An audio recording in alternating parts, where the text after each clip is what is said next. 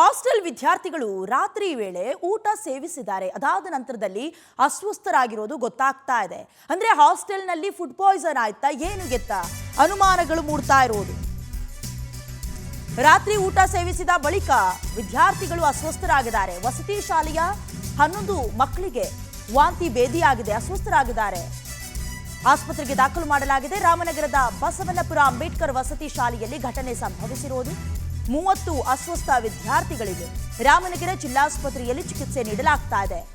ಸೊಪ್ಪಿನ ಸಾರು ಅನ್ನ ಊಟ ಮಾಡಿದ ಹಾಸ್ಟೆಲ್ ವಿದ್ಯಾರ್ಥಿಗಳು ಊಟದ ಬಳಿಕ ಮಕ್ಕಳಿಗೆ ಹೊಟ್ಟೆನೋವು ಕಾಣಿಸಿಕೊಂಡಿದೆ. ಶುಚಿತ್ವ ಇಲ್ಲದೆ ಅಡುಗೆ ಮಾಡ್ತಿದ್ದಾರೆ ಅಂತ ಪೋಷಕರು ದೂರ್ತಿದ್ದಾರೆ.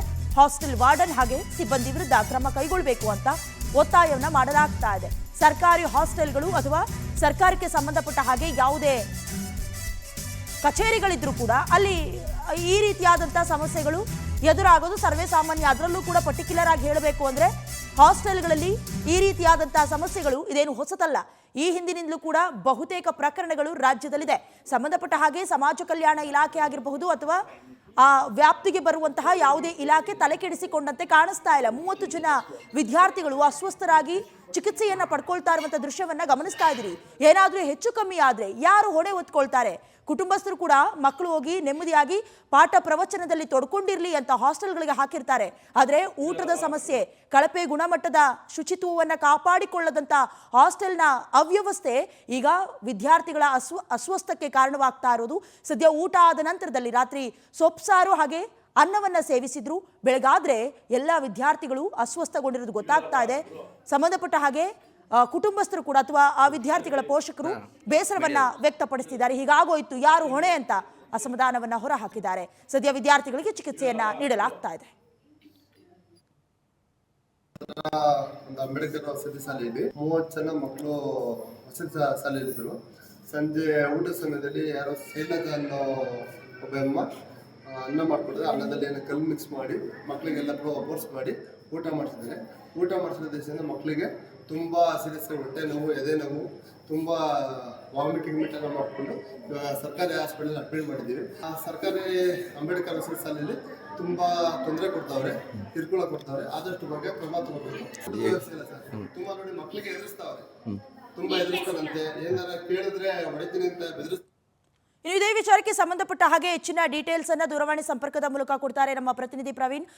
ಪೋಷಕರು ಹೇಳ್ತಾ ಇದ್ದದನ್ನ ಗಮನಿಸ್ತಾ ಇದ್ವಿ, ಅನ್ನಕ್ಕೆ ಕಲ್ಲು ಹಾಕೊಟ್ಟಿದ್ರು ಅಂತ.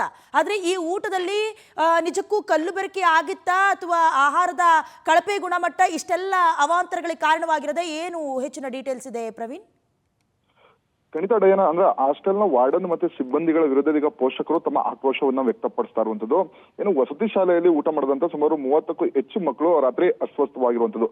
ಏನು ರಾಮನಗರ ತಾಲೂಕಿನ ಬಸವನಪುರ ಬಳಿ ಏನಿದೆ ಅಂಬೇಡ್ಕರ್ನ ವಸತಿ ಶಾಲೆಯಲ್ಲಿ ನಿನ್ನೆ ರಾತ್ರಿ ಮಕ್ಕಳು ಸೊಪ್ಸಾರು ಮತ್ತೆ ಅನ್ನವನ್ನ ಊಟ ಮಾಡಿದ್ರು. ಬಳಿಕ ಒಂದು ಅರ್ಧ ಗಂಟೆ ಬಳಿಕ ಎಲ್ಲರೂ ಕೂಡ ಹೊಟ್ಟೆ ನೋವು ಅಂತೇಳಿ ಒಂದಷ್ಟು ಅಸ್ವಸ್ಥರಾದ್ರು. ಆ ಸಂದರ್ಭದಲ್ಲಿ ಎಲ್ಲರೂ ಕೂಡ ರಾಮನಗರ ಜಿಲ್ಲಾಸ್ಪತ್ರೆಗೆ ಕರ್ಕೊಂಡು ಬಂದು ಚಿಕಿತ್ಸೆ ಕೊಡುವಂತ ಕೆಲಸವನ್ನ ಮಾಡಿರುವಂತದ್ದು. ಒಂದ್ ಕಡೆ ಆದ್ರೆ ಮತ್ತೊಂದ್ ಕಡೆ ಈ ನಿರ್ಲಕ್ಷ್ಯ ಎದ್ದು ಕಾಣ್ತಿದೆ ಅಂತೇಳಿ ಪೋಷಕರು ಹೇಳ್ತಾ ಇರುವಂತದ್ದು. ಅಂದ್ರೆ ಹಾಸ್ಟೆಲ್ ನಲ್ಲಿ ಶುಚಿತ್ವ ಇಲ್ಲ, ಜೊತೆಗೆ ಅಕ್ಕಿಯನ್ನ ಯಾವುದೇ ರೀತಿ ಸೋಸ್ತೆ ಅದೇ ರೀತಿ ನೇರವಾಗಿ ಅಕ್ಕಿಯನ್ನ ಅಲ್ಲಿನ ಸಿಬ್ಬಂದಿಗಳಾಗ್ತಾರೆ.